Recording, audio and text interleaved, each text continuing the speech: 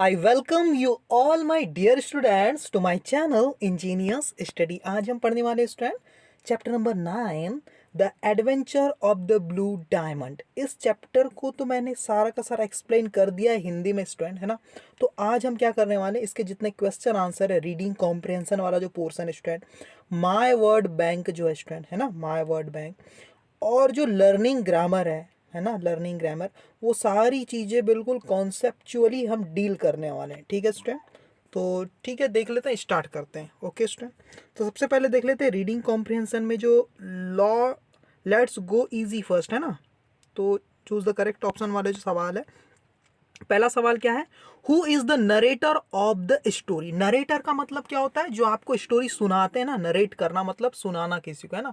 आपको कौन यहाँ पर स्टोरी सुना रहा है, कौन कहानी बता रहा है स्टूडेंट, तो आंसर है इसका वॉटसन। वॉटसन जो कि शेरलॉक होम के कौन है, घनिष्ठ मित्र है, बिल्कुल क्लोज्ड फ्रेंड है स्टूडेंट, है ना। और ये एक डॉक्टर भी है वॉटसन, ठीक है ना, पेशे से डॉक्टर है। Second question, who had brought the hat and the goose. किसने लेकर आया था, है ना, किसने लेकर के आया था उस हैट और गूज को, है ना, कौन लेकर के आया था। तो आंसर देख लेते स्टूडेंट इसका भी, पीटरसन लेकर के आया था। पीटरसन जो है डोर कीपर है स्टूडेंट, है ना, वो इसे लेकर के आए थे। Clear student. थर्ड क्वेश्चन क्या है, देखो, What had been found inside the goose? Goose के अंदर क्या चीज मिली, डायमंड मिला स्टूडेंट। गूस के अंदर क्या मिला हमें, डायमंड मिला, ठीक है ना। फोर्थ क्या है, what did Sherlock Holmes decide to do first. सबसे पहले क्या करने का सोचा शेरलॉक होम ने, in order to find the criminal, criminal को पकड़ने के लिए, है ना, in order to find the criminal, criminal को पकड़ने के लिए सबसे पहले क्या करने का सोचा शेरलॉक होम ने, एडवर्टाइज। सबसे पहले न्यूज़पेपर में क्या करो, एडवर्टाइजमेंट छपवा दो, ठीक है। अब देखो क्या है second question, right T for true और एफ फॉर फॉल्स स्टेटमेंट, है ना। पहला question, Holmes was looking at a chart with magnifying glass when Watson came to him. Came to him का मतलब क्या था, जब उसके पास आया वॉटसन मिलने के लिए, उस समय होम्स क्या कर रहे थे, लुकिंग, वो देख रहे थे, एट अ चार्ट, किसी चार्ट के ऊपर देख रहे थे, किससे, मैग्नीफाइंग ग्लास से। ये बिल्कुल फॉल्स है स्टूडेंट, वो तो एक कैप को देख रहे थे, सैबी कैप, वो जो पुरानी कैप है उसको देख रहे हैं, तो ये क्या हो गया आपका, फॉल्स स्टेटमेंट हो गया। पीटरसन वॉज अ डोरमैन, बिल्कुल सही बात है, ट्रू है student. Peterson was coming from a party on Christmas evening, हाँ, वो पार्टी से ही वापस आ रहे थे। Watson had broken the window of a shop, no, उस विंडो, जो विंडो ऑफ अ शॉप, उस शॉप की जो विंडो थी उसका ग्लास जो वॉटसन ने नहीं तोड़ा था स्टूडेंट, है ना, उसे किसने तोड़ा था स्टूडेंट, उसे किसी और एक इंसान ने तोड़ा था, जिसके पास गूज रखी हुई थी, उसने तोड़ा था, ठीक है ना।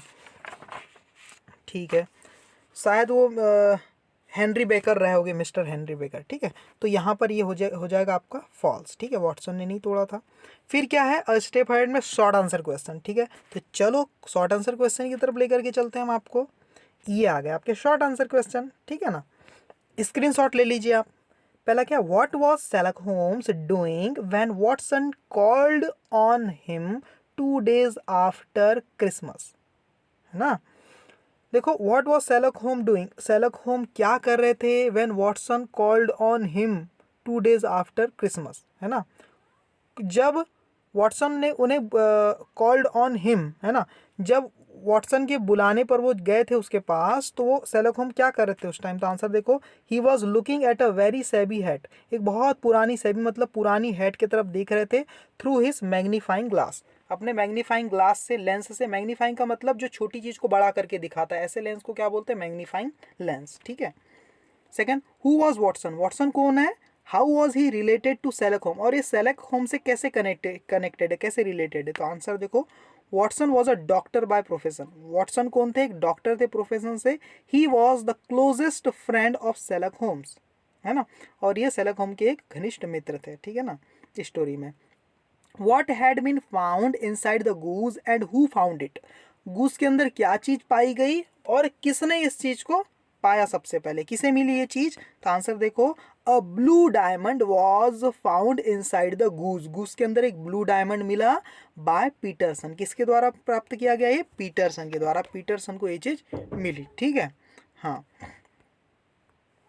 अब देख लेते हैं स्टूडेंट यहाँ पर लॉन्ग आंसर क्वेश्चन क्या दिए हुए हैं ना। लॉन्ग आंसर क्वेश्चन में पहला सवाल क्या है स्टूडेंट आपके लिए, देखो, what incident led to Peterson getting the goose and the hat. ऐसा कौन सा इंसिडेंट था जिससे कि पीटर को क्या मिली, एक गूज भी मिली और एक हैट भी मिल गई। कैसे मिली, क्या घटना हुई, वो बताना है। आंसर देखो, at about 4 AM on Christmas morning, Christmas की जो मॉर्निंग का दिन था उस तो 4 बजे की बात है, Peterson was coming home from a party, वो पार्टी से घर वापस आ रहा था।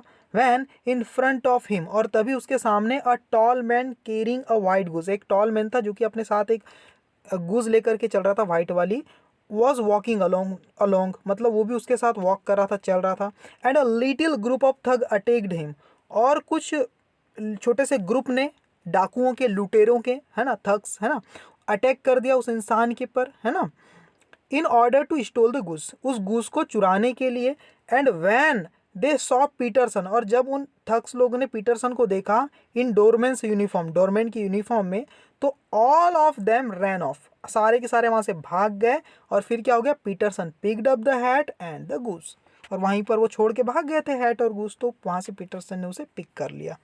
सेकंड क्वेश्चन क्या स्टूडेंट, देखो, आपके सामने है second question. What had Horner been caught despite not doing the deed of the accused of? अब ये क्वेश्चन को ही समझना बहुत ज़्यादा जरूरी, क्वेश्चन की लैंग्वेज हो सकता है आपको डिफिकल्ट लगे, समझ लेते हैं।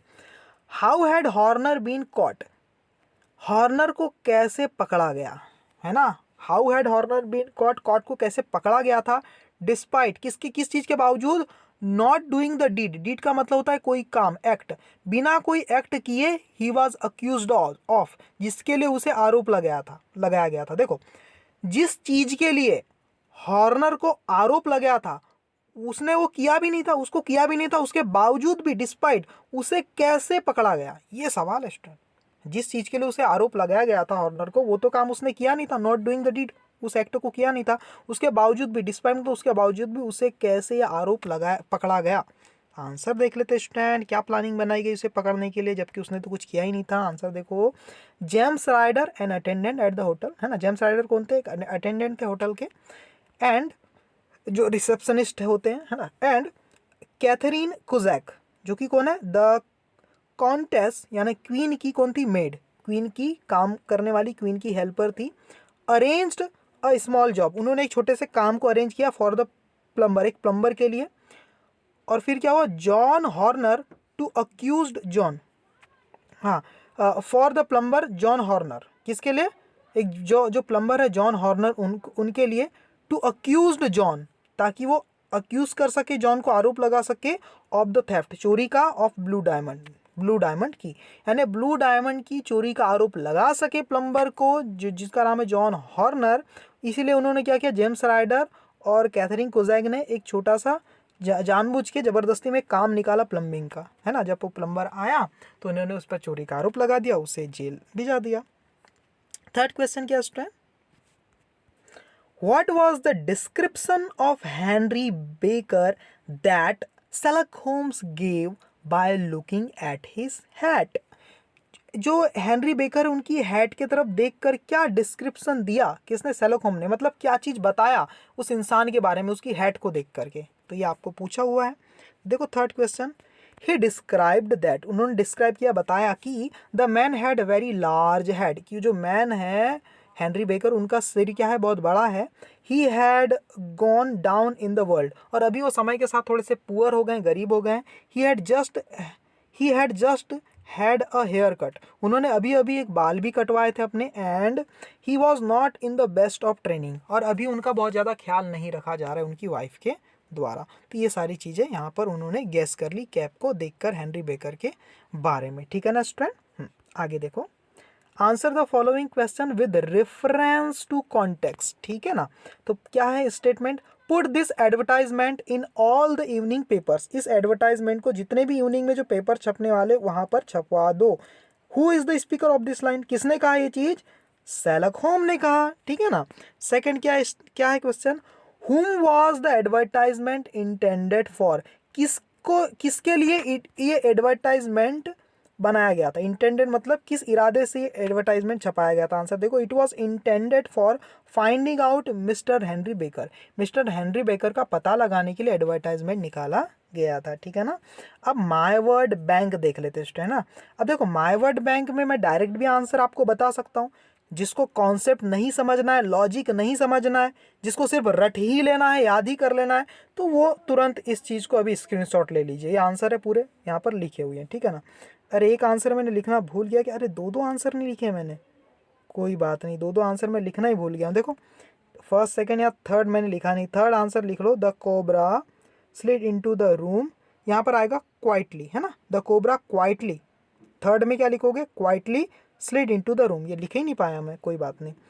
और फिफ्थ में देखो प्लीज़ बी केयरफुल, क्या आएगा? Please be careful. ओके, कैसे गलत हो गया अभी मुझे समझ नहीं आ रहा है, हो सकता है मैंने लिखा नहीं होगा। अरे दो चीज़ समझ गया, यहाँ पर क्या आएगा? केयरफुल, और यहाँ पर क्या आएगा? क्वाइटली, ठीक है। ये दो मैंने लिखा नहीं था, बाकी सब मैंने लिखे हुए हैं, ठीक है स्टूडेंट। ओके स्टूडेंट, आप कॉन्सेप्ट को समझ लेते हैं बहुत जल्दी से, है ना। देखो क्या है, स्लो क्या है? एडजेक्टिव है, और स्लोली क्या है? एडवर्ब है। तो आपको ये पता लगाना है कि एडवर्ब आएगा कि एडजेक्टिव आएगा, है ना। तो स्टूडेंट जो एडवर्ब होते हैं ना, ये वर्ब को क्वालिफाई करते हैं, किसी एक्शन के बारे में बताते हैं कि एक्शन कैसे हो रही है ना, कहाँ हो रही है, कब हो रही है, किस तरीके से हो रही है, तो एक्शन को क्वालिफाई करते हैं। और किसी इंसान को, नाउन को क्वालिफाई करना है तो एडजेक्टिव यूज होते हैं, समझ गए। एडवर्ब किसको क्वालिफाई करते हैं? वर्ब को। नाम ही है ना एडवर्ब, एड का मतलब कुछ एडिशनल इंफॉर्मेशन देते हैं, किसके बारे में? वर्ब के बारे में, इसलिए एडवर्ब है। और एडजेक्टिव क्या होते हैं? ये नाउन के बारे में कोई एडिशनल इंफॉर्मेशन देते हैं। तो पहला सेंटेंस पढ़ के आप दिमाग लगाओ किसके बारे में पूछा गया है। देखो, ही इज ऑलवेज रिलैक्स्ड, वो हमेशा कैसा रहता है? बिल्कुल रिलैक्स रहता है, आराम से रहता है। ही इवन वॉक्स, यहाँ तक कि वो वॉक भी कैसे करता है? स्लो करता है या स्लोली करता है? तो वॉक क्या है? एक वर्ब है, तो वर्ब को क्वालिफाई करना है तो स्लो तो एडजेक्टिव है, तो एडजेक्टिव नहीं आएगा, क्या आएगा? वर्ब को क्वालिफाई करने के लिए एडवर्ब आएगा। एडवर्ब क्या है? स्लोली, जो एल वाई पे खत्म होता है वो क्या होता है? एडवर्ब होता है। तो ही इवन वॉक्स, वो यहाँ वॉक भी करता है, कैसे करता है? वो वॉक तक करता है तो स्लोली करता है, बिल्कुल इतना ज़्यादा रिलैक्स इंसान है वो, ठीक है ना। सेकेंड क्या है देखो, तो यहाँ पर क्या आ जाएगा? Slowly. Mukesh does a lot of charity, बहुत ज़्यादा चैरिटी मतलब पुण्य के काम करता है Ritesh. At the same time he is very, और at the same time he is very, और उसी समय कहा जाए तो वो बहुत ज़्यादा क्या है? वेरी क्या है? Very humble. वेरी के साथ तो हमेशा क्या आएगा? हम्बल एडजेक्टिव ही आएगा स्टूडेंट, समझ में आ गया। वो क्या है? बहुत ज़्यादा हम्बल है, विनम्र है, समझ में आ गया। क्योंकि देखो ही इज, वो है, वो क्या है? वो कुछ कर तो नहीं रहा है ना स्टूडेंट, यहाँ उसके एक्शन को नहीं, उसी को क्वालिफाई करना है। नाउन ही को ही क्वालिफाई करना है, नाउन को ही क्वालिफाई करना है, नाउन या प्रोनाउन को। देखो नाउन है ना, ही प्रोनाउन है ना, नाउन या प्रोनाउन को क्वालिफाई करते हैं कौन? एडजेक्टिव। तो यहाँ पर ही को क्वालिफाई करना है, मतलब कि मुकेश को क्वालिफाई करना है। तो मुकेश कैसा है? हम्बल है, वो कुछ कर रहा है तब हाँ हम्बल ही लिख सकते हैं, पर वो कुछ कर नहीं रहा है, वही कैसा है वही बताया, ठीक है, समझ गए। तो कॉन्सेप्ट को समझो। The cobra slid into the room, cobra फिसल के चला गया रूम में, कैसे गया? कैसे स्लिड किया, कैसे फिसला, वही तो बताना है, उसके तरीके को फिसलने के। तो क्वाइटली, चुपचाप फिसलते हुए रूम में चला गया। Kavya सैंग on the annual day, Kavya ने गाया एनुअल डे में, कैसा गाया? मेलोडियसली। क्यों? क्योंकि उसने गाया, उसने कोई काम किया, एक्शन किया। वो एक्शन कैसे किया, यही तो हमें रिप्रेजेंट करना है। She has been participating since past 2 month, तो पिछले 2 महीने से पार्टिसिपेट कर रही वो, है ना। तो उसने कैसा गाया? मेलोडियसली गाया। हम यहाँ काव्या को क्वालिफाई नहीं कर रहे, काव्या के बारे में नहीं बता रहे, उसने जो गाना गाया ना सैंग, वो कैसे गाया उसको बता रहे, मतलब वर्ब को डिस्क्राइब कर रहे हैं, तो एडवर्ब लगेगा जो कि मेलोडियसली है ना। Please be on the pavement as it rained just now, अभी अभी बारिश हुई इसलिए आपको कैसा होना पड़ेगा? बी का मतलब होता है होना, है ना। यहाँ करने की बात नहीं हो रही, होने की। हम किसी को बोलेंगे प्लीज बी केयरफुल, बोलते हैं ना, बी के साथ हमेशा केयरफुल ही लगाते हैं, क्योंकि बी एक ऐसी वर्ब है जिसमें एक्शन को नहीं बताते, स्टेट को बताते हैं, एडजेक्ट नाउन के, कि वो कैसा होना चाहिए। तो ये क्या है? नाउन को क्वालिफाई कर रहा है, सामने वाले को हम बोल रहे हैं उसे कैसा होना चाहिए, उसे कैसे कुछ करना चाहिए, वो नहीं, इसलिए केयरफुल आएगा, ठीक है ना, क्योंकि क्या है? एडजेक्टिव है। Shyam waited for his result, वो वेट कर रहा था, कैसे वेट कर रहा था? एक्शन को क्वालिफाई करना है तो एडवर्ब आएगा। एंसियसली मतलब बहुत उत्सुकता से, बिल्कुल, है ना।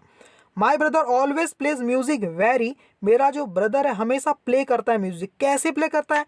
वेरी लाउडली या लाउड।